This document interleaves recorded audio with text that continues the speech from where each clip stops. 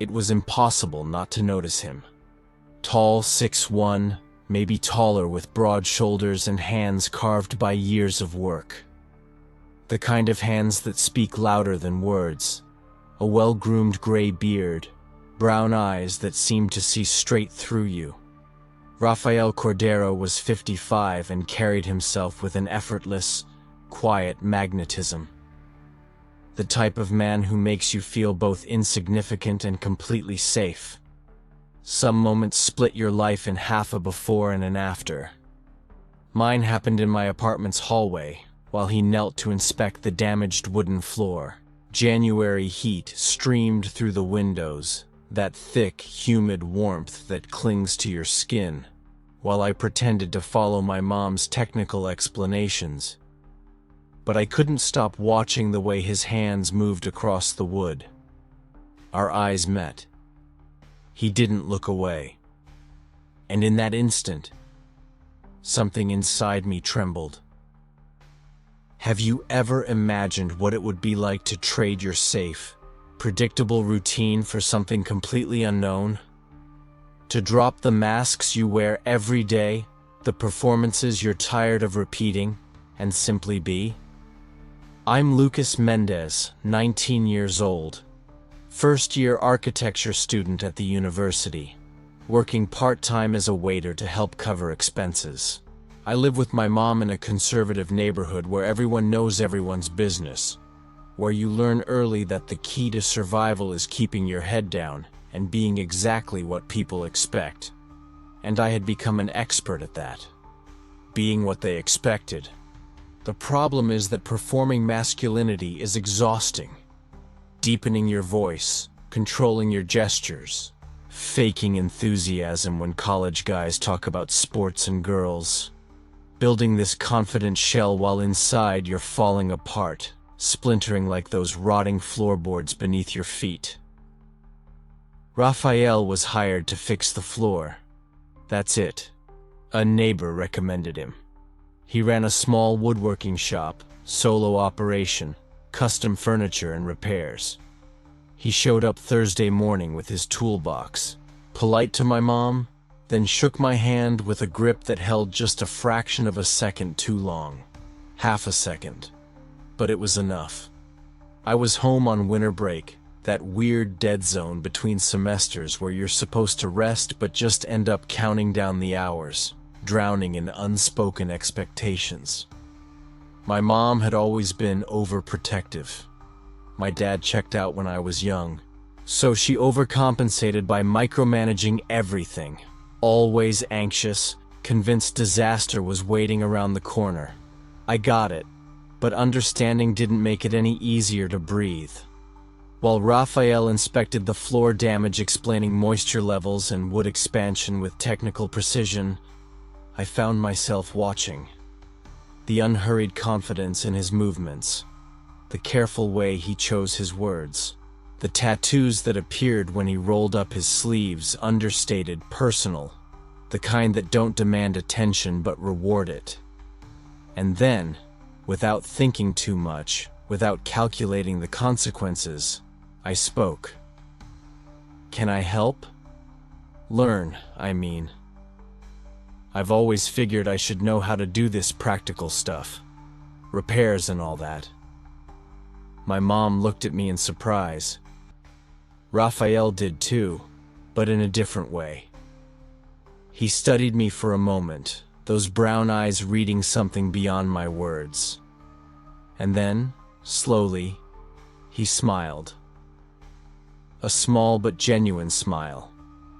Sure. If you have the patience to learn the right way, I have the patience to teach. I didn't know then how much that answer would change me. We spent the morning working together. Rafael led, I assisted holding tools, asking questions, watching how his hands moved. My mom hovered at first, then wandered off. And in that quiet, just the rhythm of work, the tap of tools, something loosened inside me for the first time in years. Peace. I didn't have to perform, Didn't have to pretend. I could just be there learning, failing, asking questions without shame. Raphael corrected me with patience, without judgment, without that harsh impatience I'd learned to expect from men. He taught like the process mattered as much as the outcome, like I mattered. And every now and then, our eyes met, and he didn't look away. Late afternoon, when the work was done, he packed up and wiped sawdust on the rag he always carried. He checked the floor's progress, then turned to me.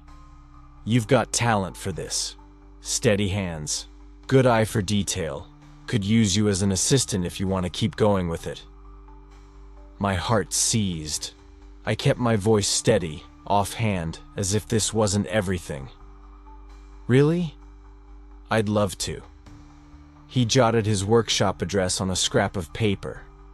I pocketed it like I'd just been handed gold. "Tomorrow around 2 if you can make it. Got a few projects running. Nothing fancy, but solid for learning basics. Obviously, I'd be there." After he left, I locked myself in my room, staring at that address in his confident scrawl, trying to untangle what I felt. Excitement? Fear?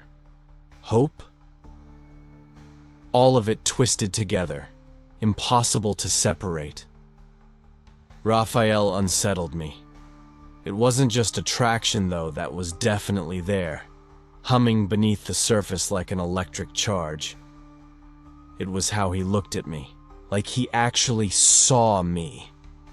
Not the performance I showed the world, but something beneath. And that was both terrifying and liberating. What did he see when he looked at me? The insecurity I wore like armor? My desperate attempts to seem more confident, more masculine, more grown than I felt? Could he see through the facade? And more importantly, what did it all mean? That night, lying awake while the heat made sleep impossible, I tried to convince myself it was just admiration. Admiration for a skilled man who embodied everything I thought I should be. A mentor. The father figure I'd never had. But deep down, I knew I was lying to myself. Because how my body reacted when our fingers touched as he handed me a tool. How my stomach clenched when he smiled. How I couldn't stop thinking about his voice. The way he smelled like sawdust and work. The width of his shoulders. Those scarred hands. That wasn't just admiration. That realization terrified me. Because admitting it meant facing something I'd spent 19 years avoiding. Something that, in the world I'd grown up in the conversations I'd overheard, in the looks I'd learned to dread, was supposed to stay buried, invisible, denied. But Raphael appeared, and with one steady look, started pulling it all to the surface. I didn't know then that stepping into that workshop the next day would mean so much more than learning carpentry. I'd be learning to work on myself, on who I really was, beneath all the layers of performance and fear. And Raphael, with his infinite patience and that look that saw through things, would be the guide on that journey. He would teach me how to be a man, but not the way I expected. Not by making me harder, colder, more distant, but by showing me that real manhood has nothing to do with performing masculinity.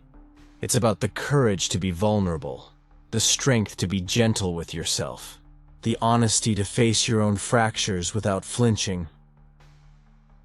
But I didn't know that yet on that first night. All I knew was that, for the first time in a long time, I had something to look forward to. Something that made my heart beat faster. Something that scared me and called to me at the same time. And the next day, at 2 o'clock sharp, I would be at the door of that shop, ready to start learning. Ready or not to deal with everything it meant. 2 o'clock, sharp. I stood at the shop door, hand raised to knock, heart hammering for no good reason. It was just a carpentry lesson, just learning to sand, use tools, make things. No big deal. But my body disagreed. My body knew this mattered, and maybe it was right. I knocked. 3 solid raps, confident. His voice came from inside that low, steady tone that had already begun to nest in my head. "Come in, Lucas." He knew it was me. Of course he did. I was the only 19-year-old who'd scheduled a Tuesday afternoon lesson to learn what most guys my age already could do. I pushed the door open. The workshop was just as I remembered. Light pouring through high windows, carving through dust-heavy air. The smell of raw wood, oil, varnish. An old song playing softly on the radio. And Raphael at the workbench, sandpaper in hand.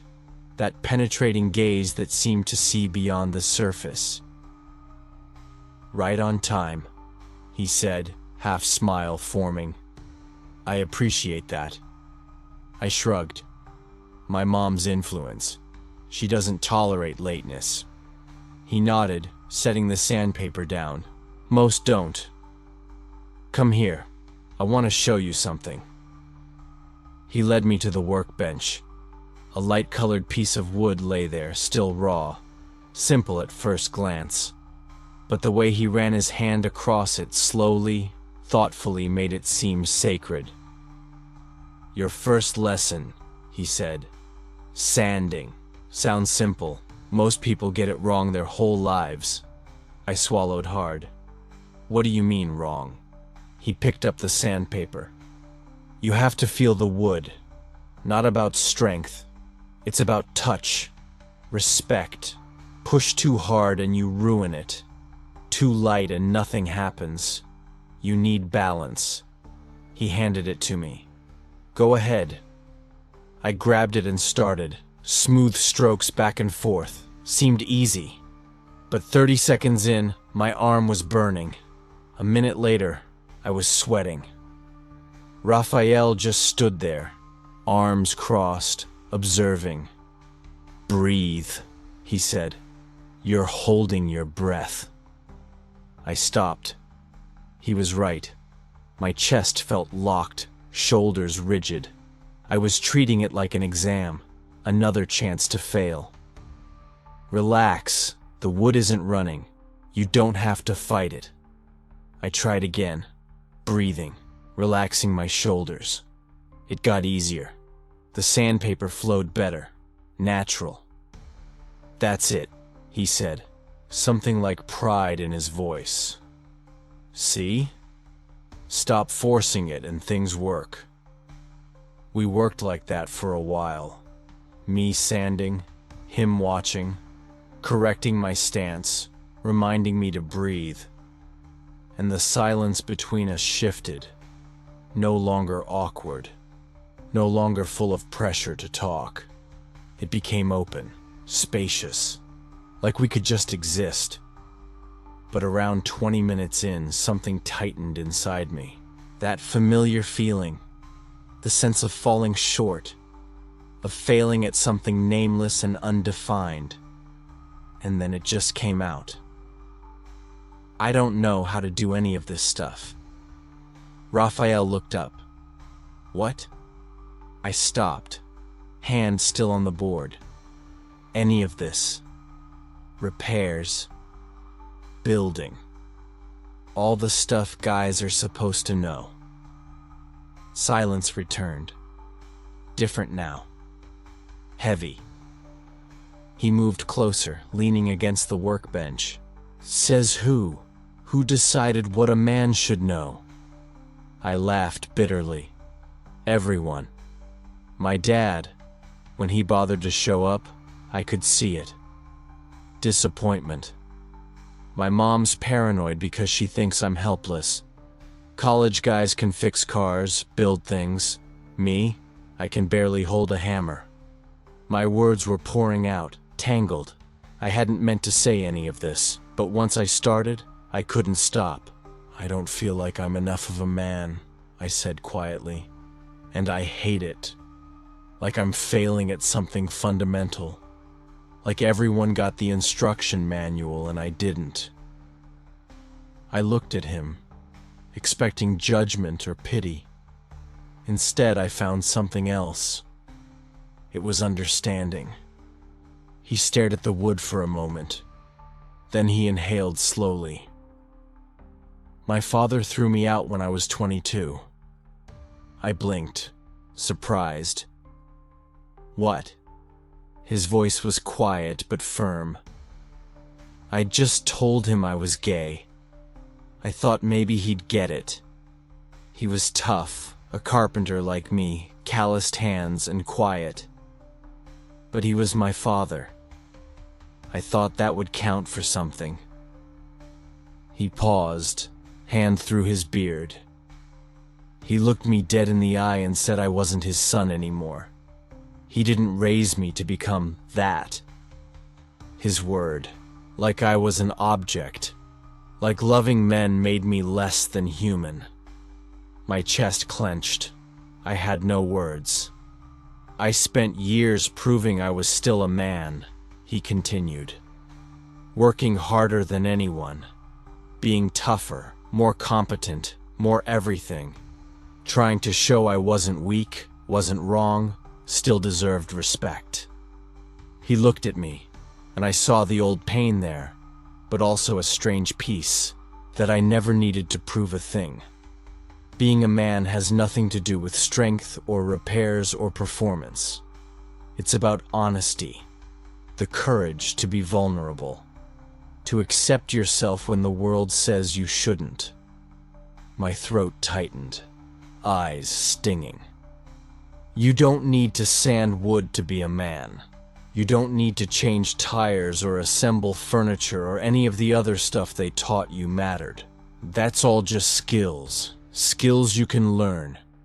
Real manhood? That's internal. It's the courage to face your insecurities without flinching. A tear fell before I could stop it. I wiped it away fast, embarrassed, but he didn't turn away. No judgment. He just stood there, present, letting the moment be. "Sorry," I said quietly. "I didn't plan to fall apart." He shook his head. "No apology needed. Vulnerability isn't weakness, it's honesty." He walked to the corner table and grabbed 2 water bottles, handing me one. "Break time," he said. "You've done enough. I'm hungry. Brought some snacks. Stay and eat with me?" I took the bottle, still processing what he just shared. He didn't have to open up like that, but he did. And something shifted between us. A wall came down. A space opened up where I could stop pretending. "I'd like that," I said, voice steadier now. "Thanks. For everything." He smiled, that half smile, small but real. "Glad to. We're here to learn. And sometimes the most important stuff has nothing to do with wood." We sat in the workshop eating his sandwiches and drinking water. The radio played softly. Light still carved through the dust. And for the first time in forever, I felt safe. Safe to be vulnerable. Safe not to have answers. Safe to just be me, fractured, unsure, real. And as we talked about nothing important, I realized something. Raphael wasn't just a teacher. He understood. He'd walked the same painful path I was starting to recognize in myself. But I wasn't ready to name it. Wasn't ready to face what lived buried in my chest under years of fear. But when he casually mentioned he was gay, when he said his own father rejected him for it, something inside me shook. Not repulsion, not judgment. Recognition. Like he'd turned on a light in a room of my soul I'd always kept locked. and now I couldn't pretend it didn't exist. But I wasn't opening that door. Not yet. Not soon. For now, it was enough to be there. With a man whose hands carried scars and whose eyes held kindness, who'd shown me that failing others' expectations didn't make me inadequate. It meant they were wrong. When we finished, he started cleaning up. "Want to keep going? Another hour if you've got time." "Yeah," I said quickly, and he smiled. "Good. Back to the bench. Finish sanding this board. Then we'll try something harder if you're ready." I went back to work, and this time my shoulders weren't tight. The fear was gone. Raphael had shown me that mistakes weren't fatal, that not knowing wasn't shame, that vulnerability was the bravest choice I could make. And as I worked, feeling the wood smooth under my hands, I began to understand that this wasn't just about learning to work with wood. It was about learning to work with myself, the real version beneath all the masks. And suddenly, that didn't scare me as much, but it still scared me. Because truth is always terrifying, especially when it's about who you really are, about desires you were taught to hide, about parts of yourself you rejected before you even understood them. But with Raphael beside me, this quiet between us, the smell of wood and the rhythm of work, maybe I didn't have to be afraid. Maybe there was space to be honest, to stop performing, to just exist. And maybe that space started here, in this workshop, with this man who'd told me, "You don't need to prove anything." When we finished, the light had turned golden, softer. He walked me to the door. "Tomorrow? Same time?" he asked. "Same time," I confirmed. He nodded. "Good session, Lucas. Really." I smiled, genuinely, for the first time. "Thanks, Raphael." I left the workshop and walked home. Every step felt lighter, like I'd set something down. I didn't know what was happening, didn't fully understand what it meant, but I knew one thing for certain. I'd come back, tomorrow, the day after, and the next day. Not just for woodworking.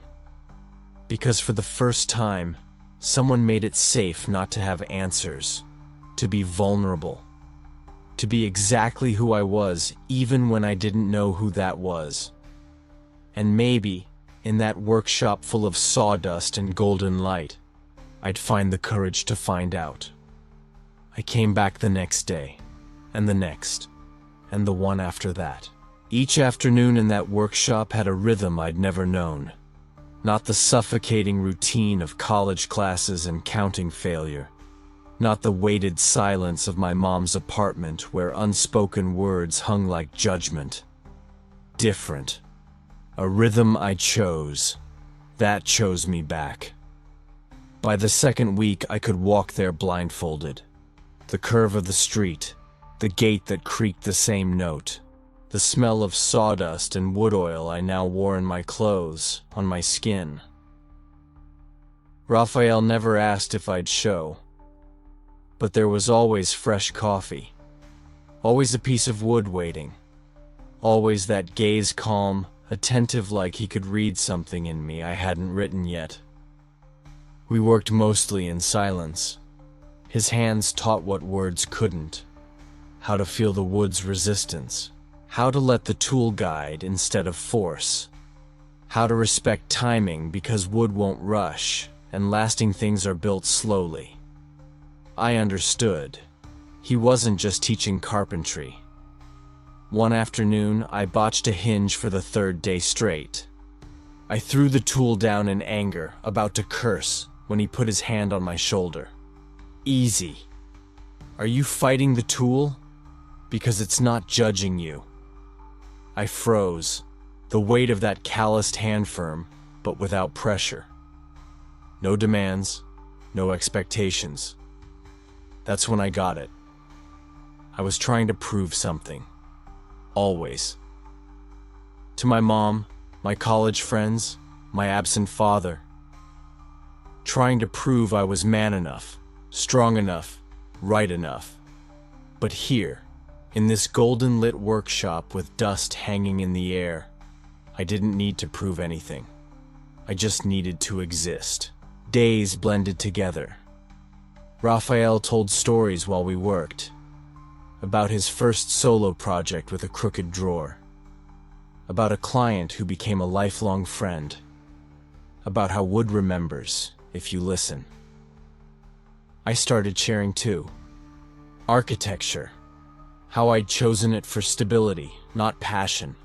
How invisible I felt at college, faking enthusiasm about sports and beer and girls, pretending to feel things I didn't.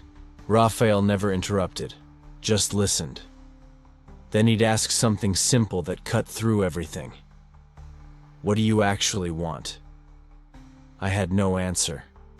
I'd spent so long being what others expected that I'd forgotten to ask myself. Or maybe I was afraid to know. One Friday, the heat was unbearable, so we sat in the shade with cold beers. He took off his shirt, and I tried not to watch the light on his shoulders, the tattoos I'd somehow missed, sweat rolling down his temple. I failed. He had to notice. Raphael noticed everything, but he just sat there, calm, staring at nothing with that look. I won't push, but I'm here when you're ready. Raphael, can I ask you something? Yeah. Have you ever had a girlfriend? He sipped his beer slowly, not looking at me, but I caught the slight smile, like he already knew where this was going. No. The words sat between us, heavy, everything. I swallowed. Me neither. He looked at me then, those brown eyes tired but kind, seeing me like no one ever had. Does that bother you? I wanted to say no. The usual excuses: busy with school, haven't found the right person, safe lies I'd memorized. But with Raphael, they wouldn't come. I never wanted to. Never looked at a girl and felt what I was supposed to feel. Never wanted to touch, to get close to anyone like that. I stopped, heart hammering. So I keep thinking something's broken, that I'm incomplete. He set his beer down slowly, deliberately, then he turned to face me fully, and I saw something vulnerable there for the first time. Lucas, have you considered maybe nothing's broken? That you just aren't looking the right direction? The world tilted and reset.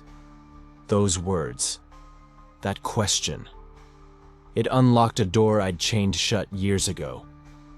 I don't know where to look. Don't know what I am. I'm just confused and scared. And my mom said things when I was young that make me afraid to find the answer. My voice broke. Tears came before I could stop them. Hot. Shameful. Uncontrollable. I covered my face, trying to push it down, but I couldn't.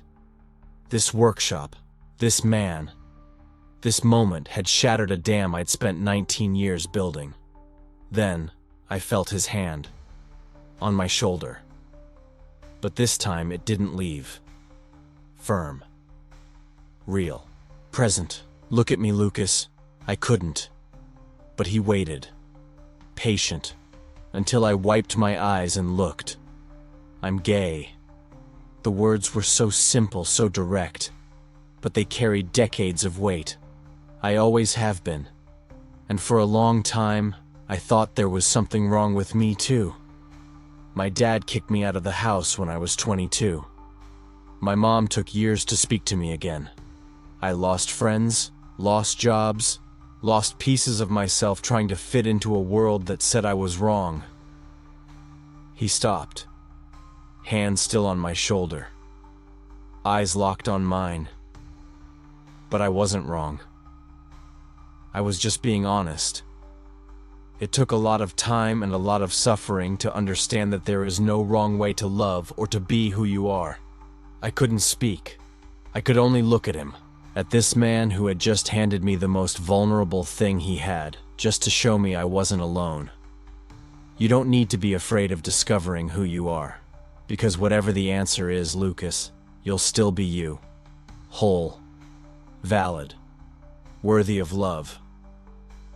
His hand squeezed my shoulder, lightly, and it stayed there a second longer than normal. A second that changed everything.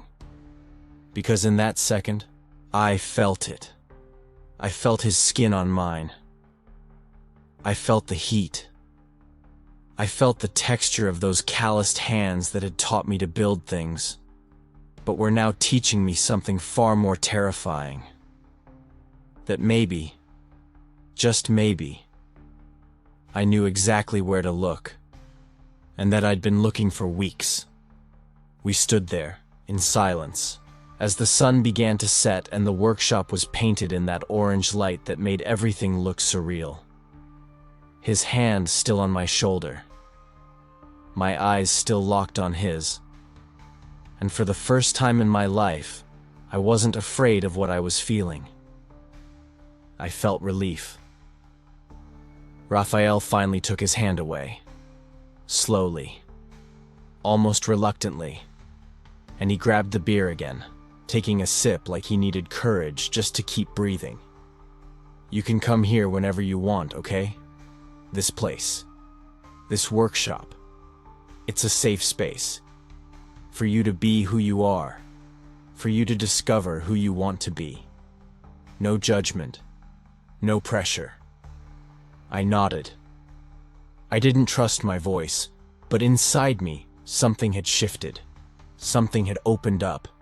It wasn't clarity yet. It wasn't certainty. But it was the start of something.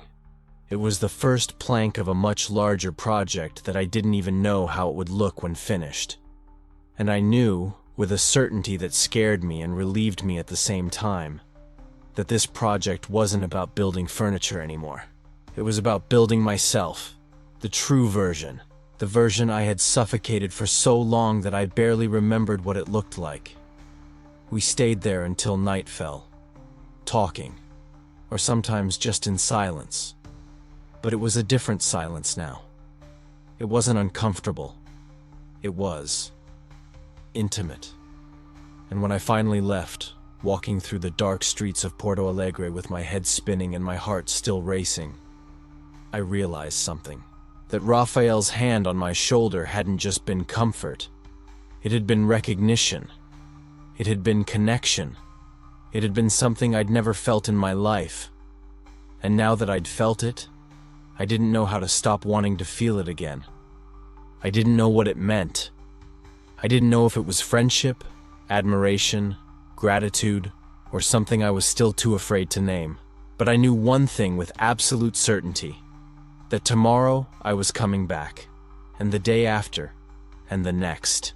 No longer to learn how to fix broken things, but because in that workshop, with that man, I had finally started to fix myself. And for the first time, I wasn't afraid of what I'd find when I finished. It was on a Wednesday afternoon that the outside world ceased to exist. The rain started slowly, as it always does in Porto Alegre in the summer. First, a few shy drops on the workshop roof, then a growing drumming. And then, as if the sky had decided it was time to wash everything away, the deluge. I was sanding one of the table legs, my table, that project that was no longer about learning carpentry, but about proving to myself that I could finish something. Raphael was working on the other side of the workshop, adjusting hinges on an old door someone had ordered. The light coming through the high windows turned gray, diffuse, and the sound of the rain turned that space into a cocoon, into a refuge, into a place where only the two of us existed. Raphael looked up from his work and gazed at the window. He didn't say anything. He just let slip a half smile, as if the storm were an old friend coming for a visit. I stopped sanding and stood there, sandpaper still in hand, feeling the weight of that silence which wasn't awkward. It was charged. It was dense. It was full of things neither of us knew how to say. He went back to the hinges. I went back to sanding. But something had changed. The air felt thicker. His every movement had a new gravity. Every sound of my sandpaper against the wood echoed differently. And then he spoke. "Lucas, come here. I want to show you something." I dropped the sandpaper and went. I always did. Whenever he called me, I went as if it were the most natural thing in the world, as if my body knew before my head that right there, close to him, was exactly where I needed to be. Raphael held a piece of mahogany in his hand, smooth, polished, with a soft sheen reflecting the weak light of the rainy afternoon. He held the wood between his fingers and looked at me with that expression I'd already learned to recognize, that mix of patient teacher and someone about to reveal a secret. "Close your eyes." I blinked. "What?" "Close your eyes, Lucas. Trust me." And I closed them. Of course I closed them, because trusting him was the only thing that made sense in my entire life at that moment. I felt the wood being placed in my hands, its weight, the slightly cool temperature against my palm, the smell of oil and varnish coming from the finish. "Now run your fingers over it slowly. Feel the texture, feel the grain." I obeyed. I ran my fingertips over the smooth surface and began to feel the almost imperceptible lines of the wood, the paths that time and growth had drawn there. My fingers followed the natural path of the grain, and it was strange. It was intimate. It was almost as if the wood had a story to tell, and I had to discover what it was just by touch. "That's how you really learn." His voice came low. "Too close. It's not just looking, it's feeling. The wood speaks to you if you pay attention." I kept running my fingers, eyes closed, trying to concentrate on the wood. But all I could feel was his proximity, the heat of his body just inches from mine. The sound of his breathing mixed with the noise of the rain, the smell of sawdust and sweat and something I couldn't name, but that was uniquely him. And then it happened. His hands touched mine. It wasn't an accident. It wasn't a casual bump. It was deliberate. He placed his hands over mine, guiding my fingers along the wood, teaching me where to press, where to feel, where to stop and pay attention. His fingers were calloused, rough, large. They engulfed mine completely. And the electricity that shot through me in that instant was so strong I almost opened my eyes. But I didn't, because if I opened them, that moment would end. And I didn't want that moment to end, ever. "Feel here," he murmured, pressing my fingers against a knot in the wood.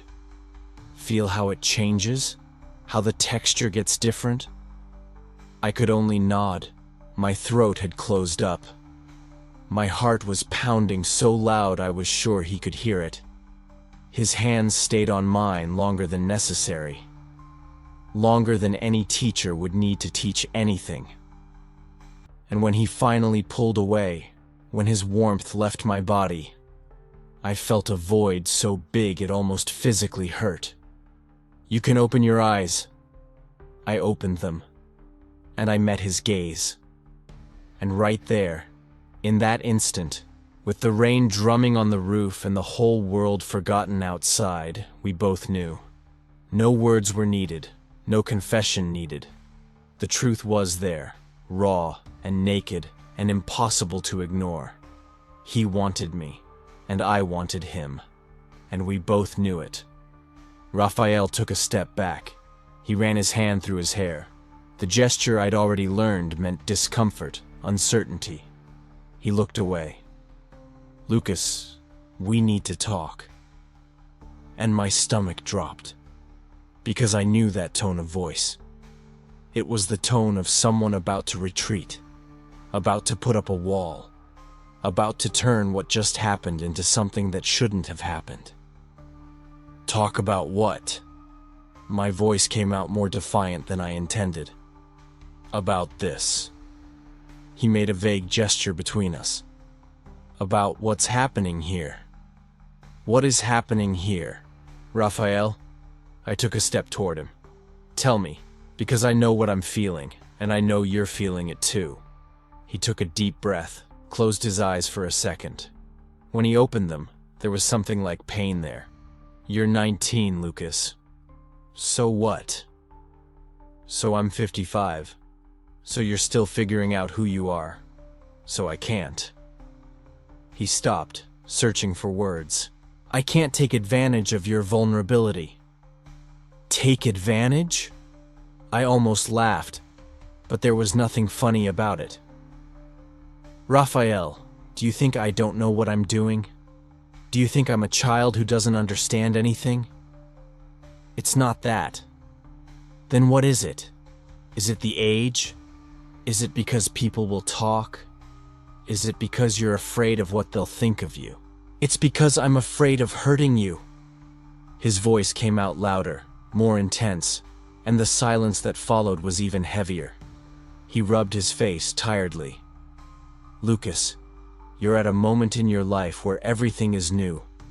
Everything is intense. And I don't want to be just another experience you look back on in a few years and regret. And who said you will be? I moved closer, and this time he didn't back away. Who said what I'm feeling isn't real? Who said I don't know exactly what I want? Are you sure about that? I am. And for the first time in my entire life, I said it and completely believed it. I'm sure. Because you were the first person to make me feel it's okay to be who I am. You were the first man who looked at me and didn't expect me to be anything else. And now you're going to tell me I don't know what I'm feeling? That I'm too vulnerable to choose? Something changed in his face.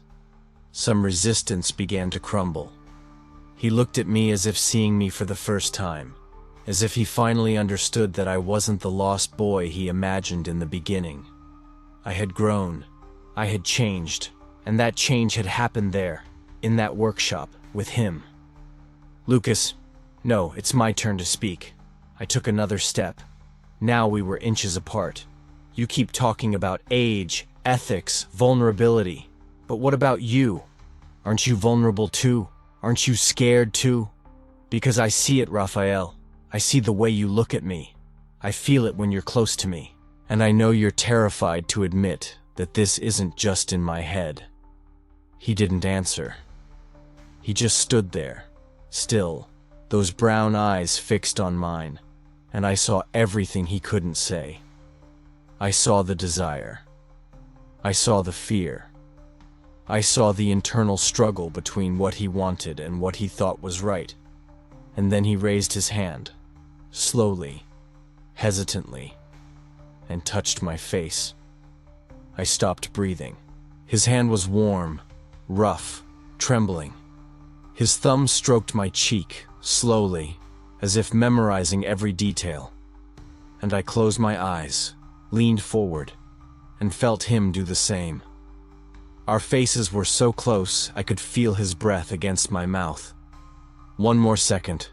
Just one more second and... The phone rang. The shrill sound tore the moment in half. Raphael pulled away instantly, as if he'd been shocked.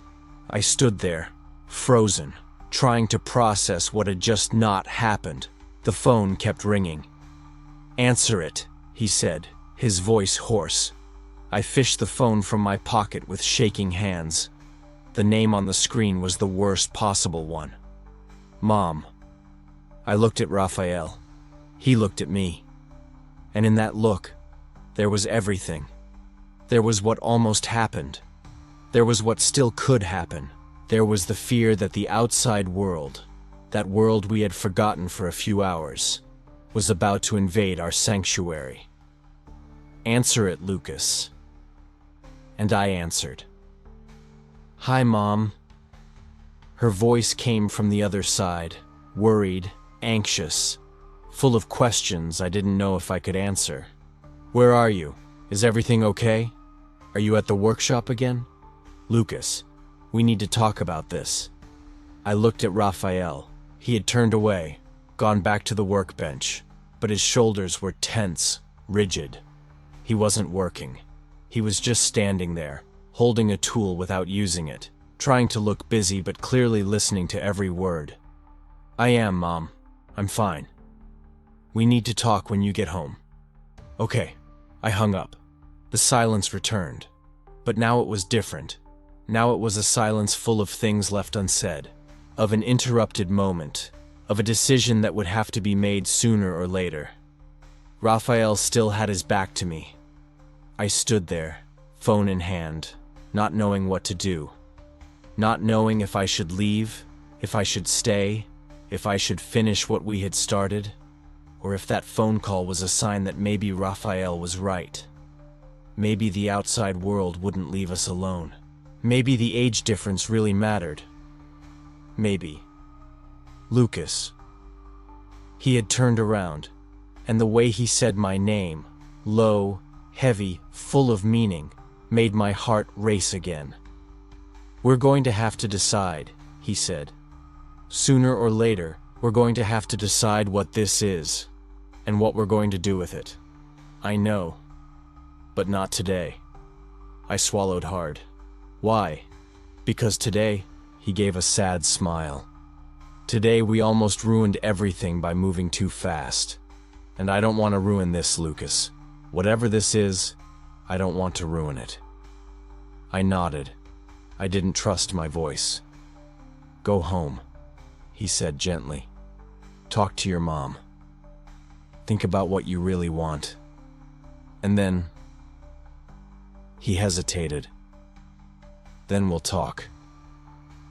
"What if I already know what I want? Then tell me after you've thought it through properly. Not now, with us still shaking from that near kiss. Not now, with all of this still so raw." He was right. I hated admitting it, but he was right. I grabbed my backpack. I walked to the door. The rain had let up, but a fine, persistent drizzle was still falling. Before leaving, I turned to look at him one last time. "Raphael." He looked up. "I'm not going to change my mind." Something crossed his face, something between hope and terror. "We'll see, Lucas." And I left. I left that workshop with my heart beating erratically, with my skin still tingling where he had touched my face, with the absolute certainty that something had changed forever between the two of us. Because we had crossed a line, and there was no going back. The walk home was a blur. I don't remember paying attention to anything. I don't remember the cars, the people, the wet streets. All I could see was the image of that moment. His hands on mine, his face inches from mine, his breath against my mouth, and the phone call that interrupted everything. When I got home, my mom was in the living room waiting. I saw by the look on her face that the conversation wasn't going to be easy. "Sit here, Lucas." I sat down. She stared at me for what felt like an eternity. Then she sighed. That way mothers sigh when they're trying to find the right words to say something they don't want to say. "You're spending too much time at that workshop." "I'm learning, Mom." "Learning what, exactly?" And I didn't know how to answer, because the real answer was learning who I am. Learning that it's okay not to be what you expected. Learning that I can be loved just the way I am. But I didn't say any of that. I just said, woodworking. She shook her head. "Lucas, I'm worried. This man, he's much older than you, and I don't know what you two spend so much time doing there. The neighbors are gossiping. People are talking. So what? People always talk. But now they're talking about you." And her tone, that mix of concern and shame, that insinuation that something was wrong with me, something wrong with who I was, made something inside me snap. "Mom," I said, standing up, already tired of that conversation before it even began. I can't control what people say, and honestly, I don't care. Raphael is my friend, and if you can't accept that, that's not my problem. Friend? Lucas, you're far too naive too. To what, Mom? To know what's good for me? To decide who I spend my time with? I'm 19. I'm not a kid anymore. But you still live under my roof. And that phrase, that weapon parents use when they run out of arguments, made me realize that the conversation was going nowhere. Because as long as I lived there, as long as I depended on her, I would never truly be free. I would never be able to be who I really was. Fine, Mom, I said, exhausted. I'm going to my room. Lucas, we're not finished. But I was already gone. I'd already closed the door. I'd already thrown myself onto the bed and lay there staring at the ceiling, trying to figure out how, in just a few hours, my life had been turned upside down. Because now I had to choose between what was expected of me and what I actually wanted, between the safety of pretending and the risk of being true to myself, between hiding who I was forever or risking everything for a chance to be happy. And for the first time in my life, I knew exactly what I was going to choose. I just didn't know if I had the courage to do it yet. I picked up my phone, opened my messages. I stared at his name for a long time. I started typing. I deleted it. I typed again, deleted it again. And then, finally, I wrote what I needed to write. I haven't changed my mind, Raphael. And I won't. I held the phone in my hands, trembling, my finger over the send button. All it took was a tap. It was just a message. But that message was everything. It was the confirmation, the choice, the point of no return. I closed my eyes, took a deep breath, and sent it. The message went through. Delivered appeared underneath. And I just lay there in the dark of my room, waiting for a reply, waiting for a sign, waiting for anything that would tell me I hadn't just made the biggest mistake of my life. The phone buzzed. My heart stopped. I opened the message, and what I read there changed everything. Lucas, we need to talk. Tomorrow, 3 p.m. at the cafe on Rua dos Andradas. I'll be there. Simple as that. No context, no clues as to what he was thinking. It was like looking at a half-finished project and not knowing if what came next was structural reinforcement or a total demolition. I just replied, I'll be there. I put my phone away, took a deep breath, and tried to sleep, knowing that the next 24 hours would be the longest of my life. Because when you build something with your own hands, you learn one thing. The most dangerous moment isn't when you start. It's when you're almost finished, and you have to decide whether to protect the structure or leave it exposed to the world. And I was about to find out what Raphael's choice would be. I arrived 15 minutes early. The cafe was one of those places forgotten by time. Exposed brick walls, wooden tables scratched by decades of conversations, the smell of brewed coffee mixed with toasted bread. Very few people. Perfect for a conversation that neither of us wanted anyone else to hear. I sat with my back to the door. I didn't want to see him arrive. I didn't want time to read the sentence on his face before he even opened his mouth. I ordered a coffee I didn't drink. I kept stirring the cup, watching the steam rise and vanish. Exactly how all of this could end. Intense for a moment. And then, nothing. I felt it when he arrived. I didn't see him. I didn't hear him. I just felt it. It's strange how certain people take up space in the air around them. As if the temperature changes. As if something invisible reorganizes itself just by their presence. Raphael pulled out the chair across from me and sat down slowly, like someone carrying a weight they couldn't just set on the floor. He was tired. dark circles under his eyes, his beard longer than usual, a rumpled plaid shirt. For the first time since I met him, Rafael Cordero didn't look like a man who had all the answers. He looked human. We sat in silence for far too long. Him looking at the table, me looking at him, until I couldn't take it anymore. "Rafael, I need to say something before you say what you came to say." He looked up. There was fear there. Real fear. "Lucas, no. Please. Let me finish." I took a deep breath. I felt my hands trembling. But if there's one thing I've learned in woodworking, it's that you can't saw wood with a shaky hand. You have to steady it, hold on tight, and make the cut all at once. So, I made the cut. I know you think this is wrong. I know you're afraid of what people will think. I know the age gap scares you. And I know you're trying to protect me from something you think is going to hurt me. I paused. He didn't look away. But I don't need protection, Rafael. I need honesty. And my honesty is this. I don't care about the age. I don't care what my mother thinks.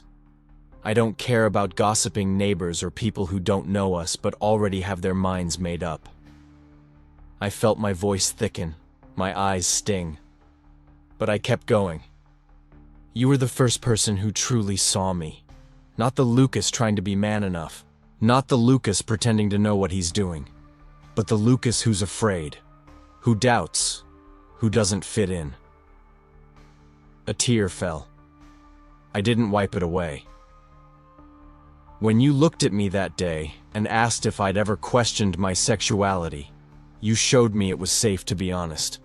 That I could stop building this fake facade and finally build something real. I paused. Swallowed hard.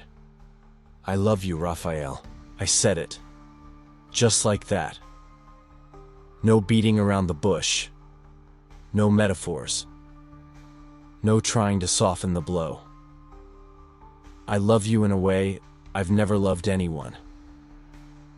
And it's not because you're older.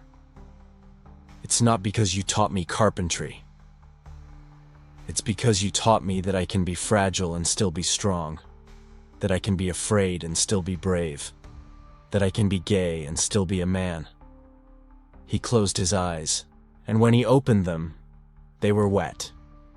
Lucas, you have no idea how much I needed to hear that. His voice came out husky, broken. I spent the last 3 days convincing myself I was being selfish, that I was taking advantage of your confusion, that I was a pathetic old man wanting something I had no right to want. He ran his hand over his face. But the truth is, Lucas, I love you too. My heart stopped. I love you in a way that scares me. Because I'm 55 years old, I've lived through a lot. I've been hurt. I've hurt people. And when I look at you, I see so much life ahead. So many things you have yet to discover, that I'm afraid of getting in the way. He took my hand across the table, for the first time, in front of anyone who cared to look. I'm afraid of holding you back, of you waking up 5 years from now and realizing you wasted your time with me, of you looking back and feeling like I stole something from you. I squeezed his hand tight. Rafael, you didn't steal anything from me. You gave me back to myself. He let out a wet laugh, full of relief, full of pain. You're 19, Lucas, 19. I have friends with grandkids younger than you. So what? My voice came out steadier than I expected. So what, Rafael? You want me to lie to you? Pretend I feel less than I do just because some number on a calendar says I should? Love doesn't work that way. Connection doesn't work that way. He looked at me as if he were seeing something he didn't think existed anymore. You know me, Rafael. You know I'm not a child. You know I've thought about this. That I've lost sleep over it. That I've had all the same doubts you're having right now. I took a deep breath. And even so, I choose you.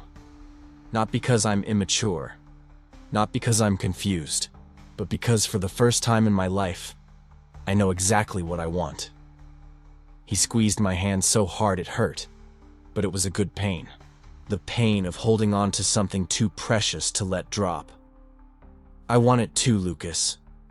I swear I do. His voice was a whisper now. But I need time. I need to be sure I won't hurt you. That this won't cost you more than you imagine.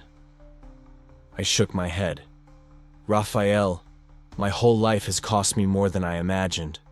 Pretending to be someone I'm not cost me years. Hiding who I really am nearly destroyed me. And now you're asking me to hide this too? It's not hiding, it's just being careful. Care turns into fear very quickly, Raphael. Silence. Heavy. He let go of my hand, ran both hands over his temples, took several deep breaths, and when he looked at me again, there was something different in his eyes. Surrender. Give me a week. I frowned. A week for what? To get my head straight. To be sure I can give you what you deserve without hurting you. To stop feeling like I'm taking advantage of you and start believing this can be real. He held my face with both hands. Right there. In the middle of the coffee shop. With people all around. 1 week, Lucas. And then I'll give you an answer. A real answer. I wanted to scream that I didn't need a week. That the answer was already there. In his eyes. In the way he trembled when he touched me. In the way his voice faltered when he said my name. But I also knew that forcing someone to decide before they're ready was like nailing green wood. It might hold at first, but it warps. It cracks. And in the end, it all collapses. So I just nodded. 1 week. He kissed my forehead. A long kiss. Like someone etching a memory. And when he got up and left the coffee shop, I stayed there. Alone with my cold coffee and a racing heart. Because for the first time in my life, I had told the truth. My truth. Without the fear of everything falling apart.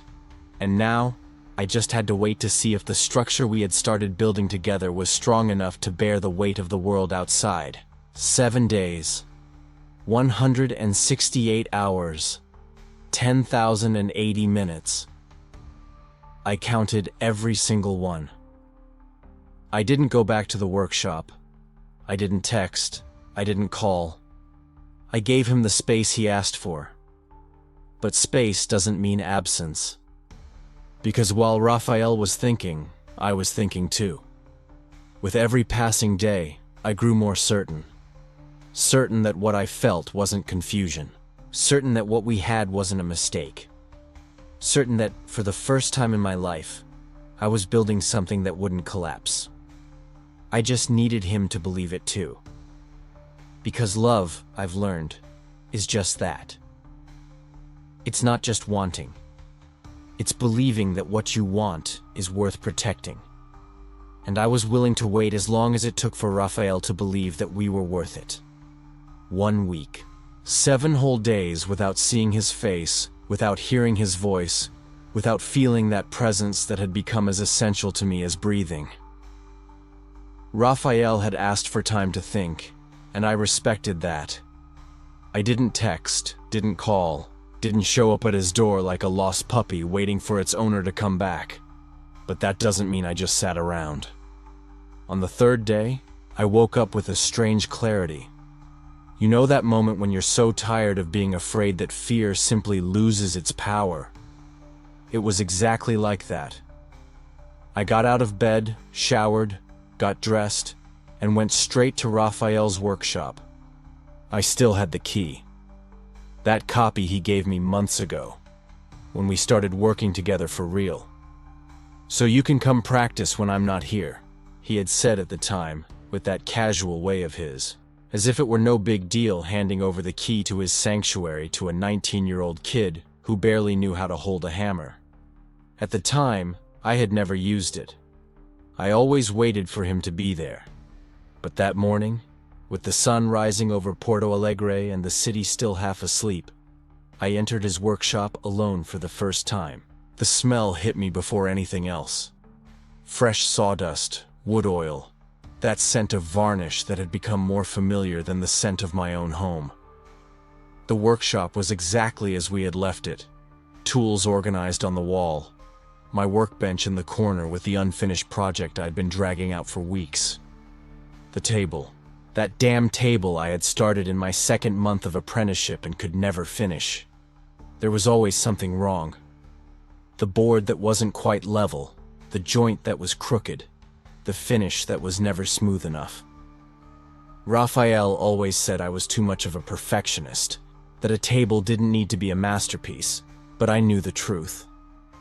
I was afraid to finish, because finishing meant I had learned enough.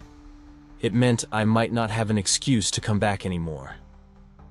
But that morning, looking at that unfinished project, I understood something else. I didn't need an excuse. I belonged in that place not because Raphael let me stay, but because I had chosen to be there. Because every piece of wood I had sanded, every joint I had fitted, every mistake I had made and fixed had transformed me into someone different. So I started to work. No rush. Without that nervous urgency that always accompanied me before.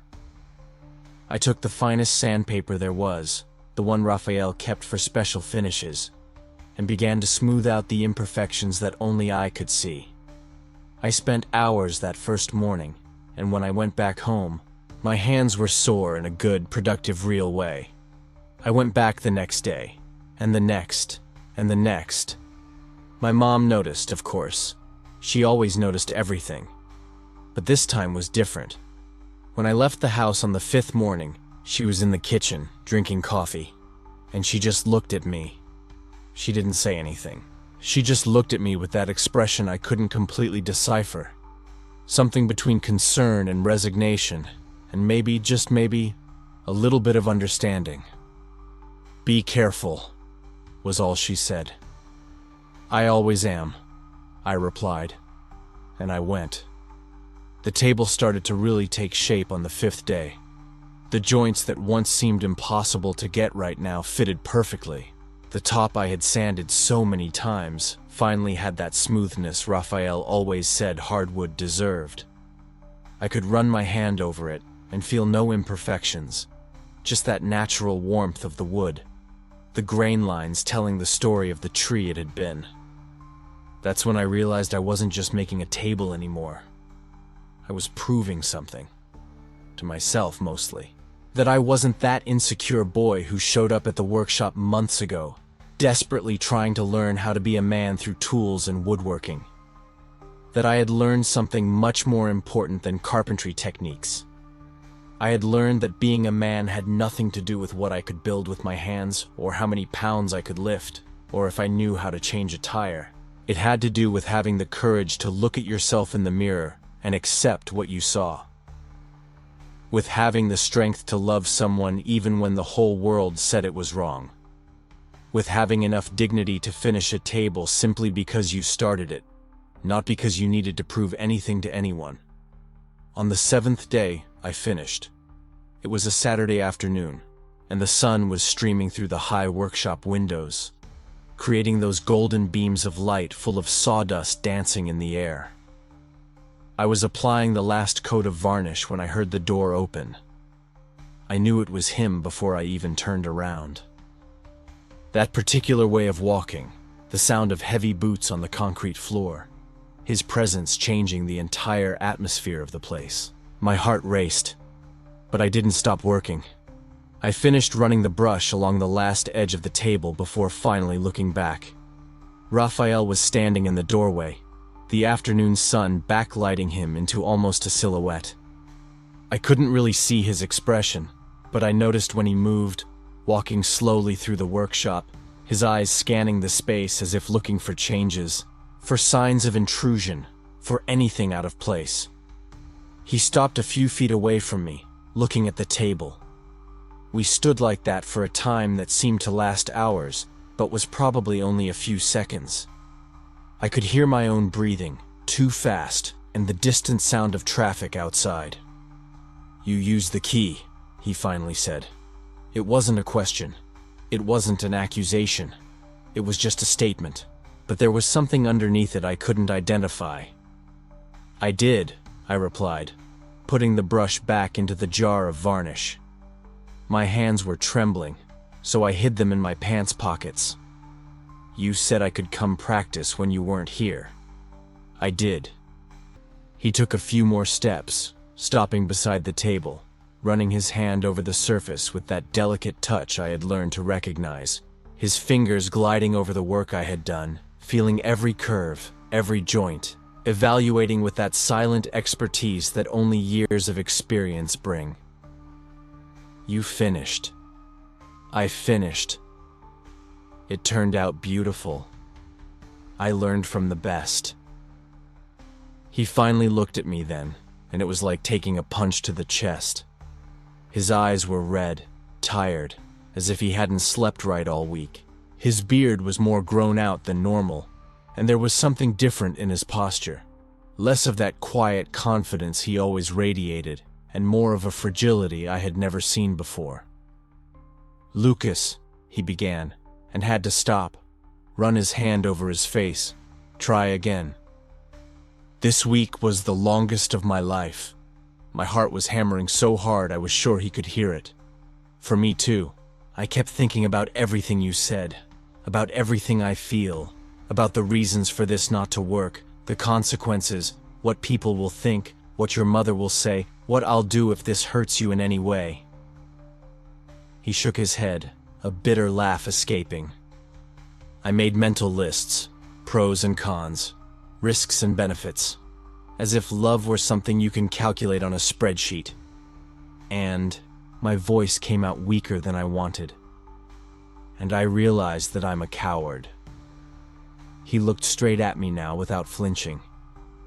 "I spent 55 years learning not to care what others think, to live my life my way, to accept who I am even when the whole world said I was wrong.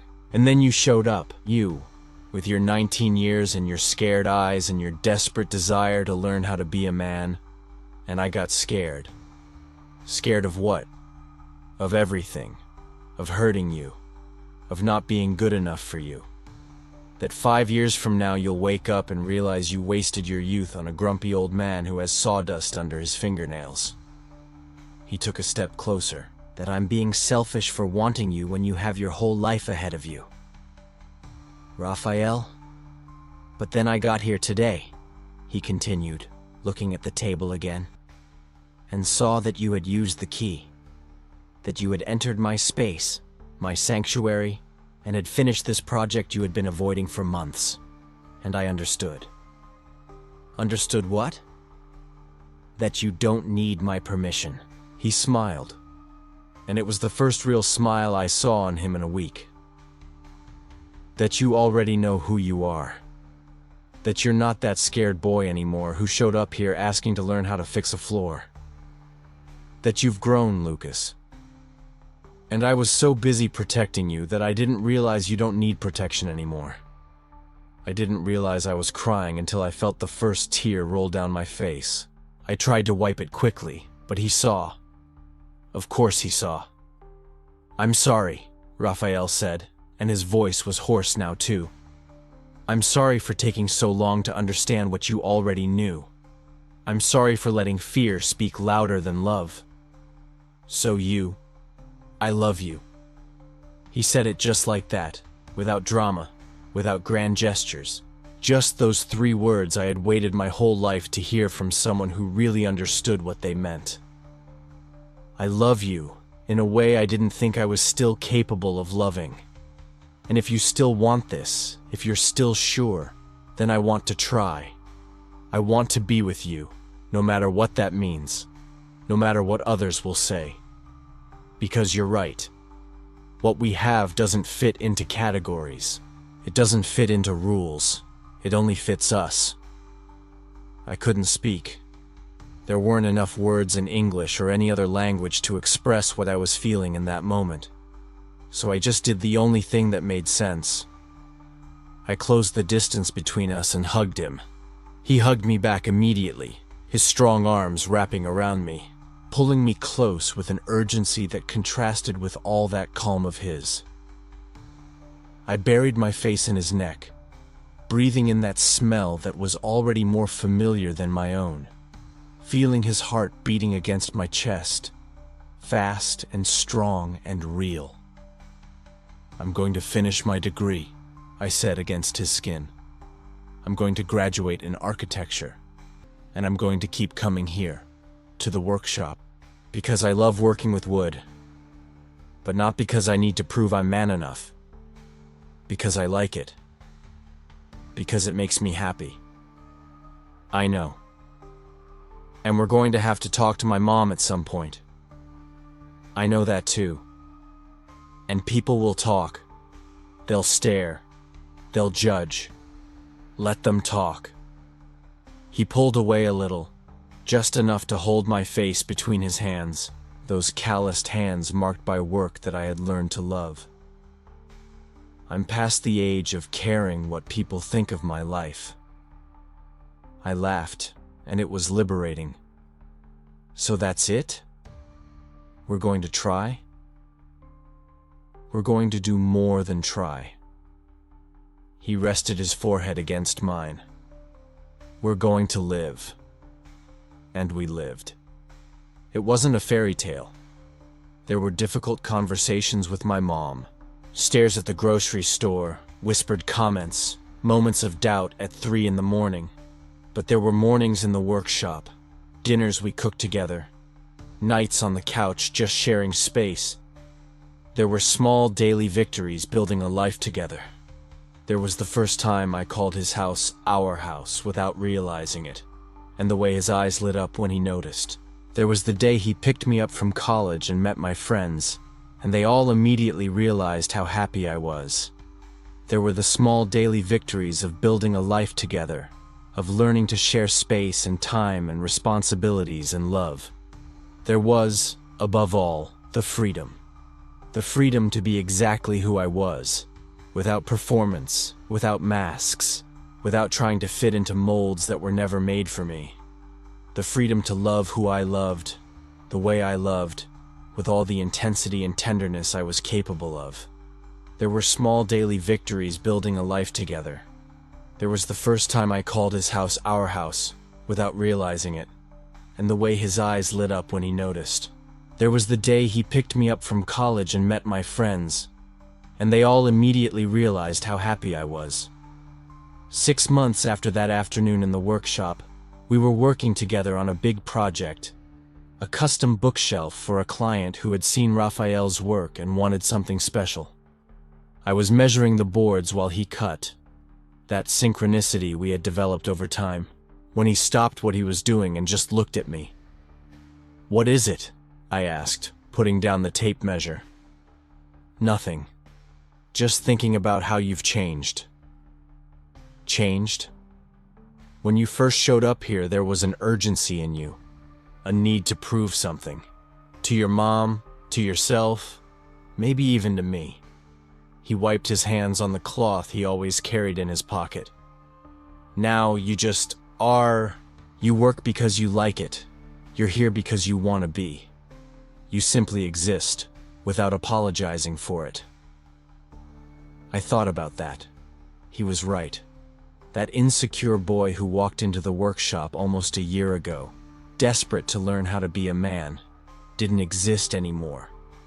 Not because I had transformed into someone different, but because I had finally accepted who I had always been. "You taught me that," I said. "No, you already knew. I just showed you where to look." And maybe that was it. Maybe the most important lesson Raphael gave me wasn't about wood joints or types of varnish or how to use a planer. Maybe it was about how to look at myself with kindness, how to accept my own imperfections the same way we accept a knot in a plank of wood, not as a defect, but as a characteristic, as history, as part of what makes each piece unique. He taught me how to be a man, yes, but not in the way I expected when it all started. He didn't teach me to be physically stronger or emotionally harder or more affectionately distant. He taught me that being a man, being truly human, means having the courage to be vulnerable. It means accepting that you don't know everything, that you make mistakes, that you need help sometimes. It means understanding that strength isn't the absence of fear, but the decision to act despite it. It means, above all, being kind to yourself. And that was the hardest lesson. The toughest path. Because it's much easier to be cruel to your own image in the mirror than to look at it with compassion. It's much easier to punish yourself for mistakes than to learn from them. It's much easier to pretend you're someone you're not than to accept who you really are and love that person anyway. Raphael taught me all of this not with words, but by example. With the way he accepted his own mistakes in the workshop, laughing when he cut a wrong measurement and simply starting over.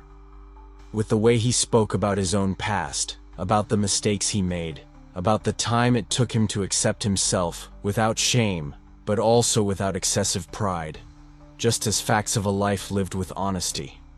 With the way he looked at me, as if I was exactly enough just the way I was. Today, when someone asks me about my story, about how I became who I am, I think of that workshop, of the smell of sawdust and wood oil, of his calloused hands teaching me to feel the grain of the wood, of the table I took months to finish because I was afraid of what finishing it would mean. I think of the 55-year-old man who taught me more about being young than anyone my age could have taught me, who showed me that age is just a number, but wisdom is eternal, who proved to me that love doesn't respect categories or conventions or social rules. And I smile. Because I know something that 19-year-old boy who walked into the workshop for the first time didn't know. I know that the journey to becoming who you really are never ends. That there will always be a new table to build, a new technique to learn, a new layer of yourself to discover and accept. And that it's okay not to have all the answers, as long as you have the courage to keep asking the questions.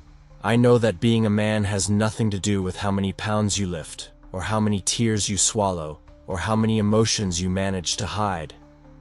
It has to do with how many times you get up after you fall, with how many tears you let fall when you need to cry, with how many emotions you have the courage to feel completely, without judgment, without fear. And I know, above all, that the hardest path isn't always the path the world wants you to follow. Sometimes, the hardest path is the one that leads you back to yourself. Raphael taught me how to be a man in the hardest way possible. Not by making me tougher, but by teaching me that true strength lies in being gentle with yourself. That true courage lies in accepting who you are, even when the whole world says you should be someone else. And that is a lesson worth all the others.